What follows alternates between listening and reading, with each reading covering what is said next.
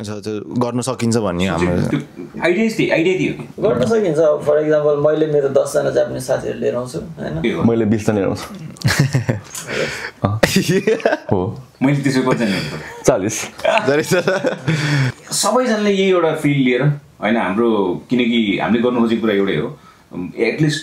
10-20 जना चाहिदैन तपाईँ एउटा जापानिज लिएर आउनुहोस् न आफ्नो फिल्ममा हैन अनि उसले पनि हाम्रो नेपाली म्युजिकलाई बुझोस् बस आई थिंक ऑडियन्सले पनि जो जापानिज ओभरअल मान्छेहरुलाई नै एउटा वेलकमिङ इन्भाइरोमेन्ट चाहिँ बनाइदिनलाई हामीलाई पनि एकदम त्यो